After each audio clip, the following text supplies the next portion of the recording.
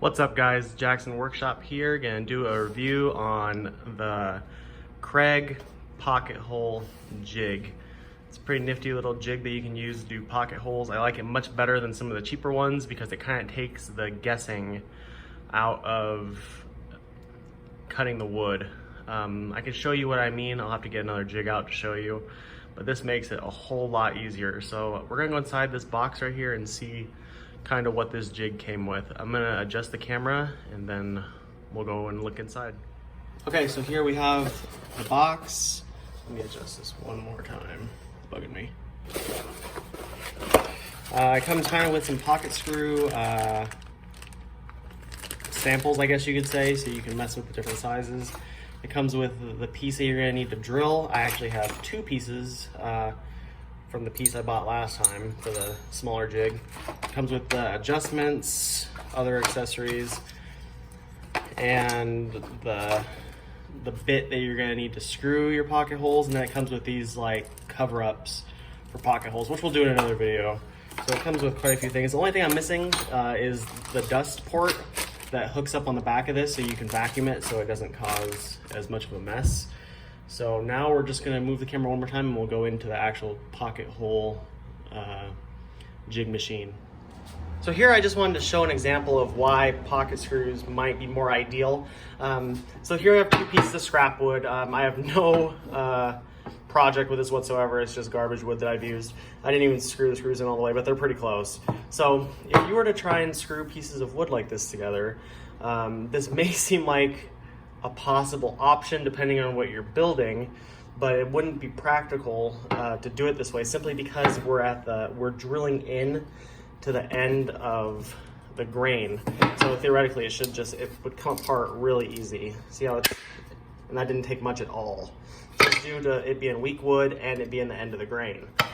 So the way that I've seen a video, I can't remember whose video I saw, but the best way you can explain what we just did was if you had these pencils, and in the end of the grain right here, when you're drilling in, you're drilling between the fibers so it doesn't have as much to grab onto. So when you pull it, it just kind of comes right out. So this is again scrap wood I just broke apart with the saw. A more practical way to do this side by side, again, it's not going to be as strong just because it's little pieces of wood and scrap, but the ideal would be to drill a pocket hole here and here going through the end grain and pulling into the side grain right here, so you'll get a much stronger joint. So now we're gonna get our jig set up and change the camera angle. So the basic setup of this is it takes the guesswork out for you. So all you would need to do is adjust this little knob. This is for the thickness of your wood. So and screw it all the way, and then once this moves, you know you're good, because you want it, because this piece of wood that we're gonna be drilling is 3/4 inch thick. So you'll go down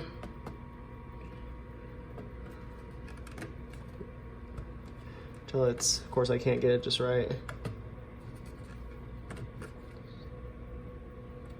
So right there on the 3/4, come in here, drill this back in, or hand screw it.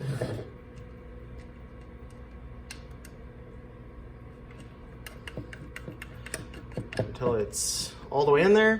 Then you'll take your bit here, and this is actually made for the depth. So we would want the collar to be loosened, so we need to loosen it with our Allen wrench that it came with, and loosen it. Put this in your little thing right here. You don't go off the tip of it, you actually go off of the collar right here, or the tip of it. So not this tip, but this tip. We're at 3/4, so that's right where we need to be. So then you'll, oops, I just adjusted it. So then you'll come over here, once you have it where you need it, and you'll tighten it down. Of course I'm struggling because the camera's in the way.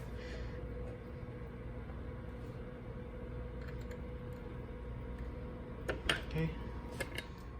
Now that we have that set up, our drill, you can see that it fits in there and it's close to the bottom, but it's not touching it. So you could almost just go straight to this point and tighten it and just bring it a little bit off your plastic, because obviously you don't want to drill into your jig.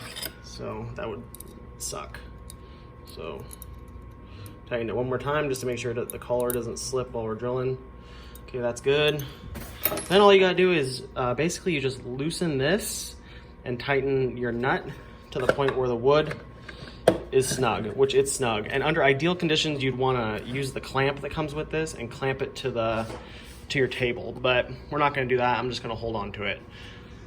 So now, all you do is you put your bit into your drill so it looks like this. And again, I'm just gonna hold this, and from here, you'll just go in.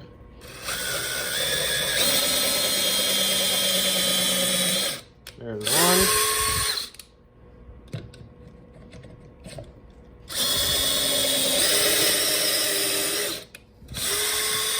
So I drilled 2 holes, and that's as easy as it gets. It makes a little bit of a mess, so I'm just gonna go blow that off real quick. So then you will end up with something like this.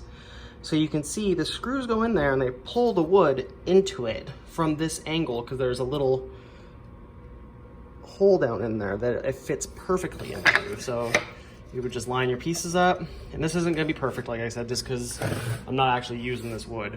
So now all I gotta do is get my drill bit, which it comes with. It's longer so it can fit down in there. Okay, I'm gonna adjust my drill real quick to a lower setting. It's important also to note that these pocket hole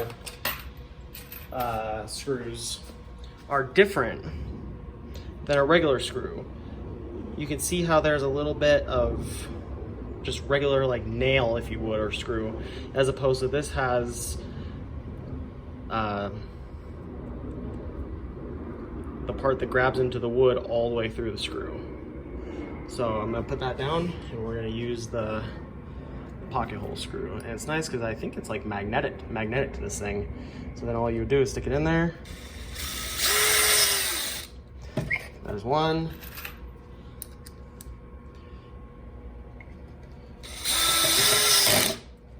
There's 2. I don't know if I got this one all the way. Oops. There we go. And then there you have it. That would be, and you could feel it. It's way stronger. I'm trying to break it off, and the joint is just way stronger. This would be ideal. So this would obviously be the back piece, so it would look something like this. Again, bear with me on the scrap pieces of wood.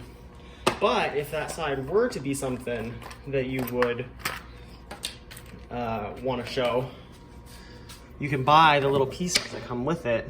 They look like this, and all you would do is stick them in there with a little bit of wood glue, which I happen to have, but we're not going to do that. So you would just stick some wood glue on it, slide those in there, then you would just sand it down, and then you'd be able to stain it, and you wouldn't even be able to tell these were here. So yeah, guys, if you're going to be doing pocket holes on your woodworking, I highly recommend the Kreyg pocket jig. Yeah, just the jig machine, if you would. So here's a much cheaper version, and the reason why I like that so much is it has the measurements built in for you. There's no guessing involved. You put it in there with the measurements that you have, and the jig gets it done itself. As opposed to with this, I think there is a way you can measure it. I didn't really mess with it. I messed with it like once or twice, but from what I see, you put it on there and you got to kind of guess where you want it in correlation to the wood, and then you would just use your clamp to clamp it down. So that's it for my Kreyg pocket jig. I'm not sponsored by them, so that's just my honest opinion. So I really do like it, and it's made life a whole lot easier, and I hope it helps you too. If you haven't already, please consider subscribing to the YouTube channel. Leave me a comment down below. I'll try and reply to everything. Thanks again, guys, and we'll see you in the next video.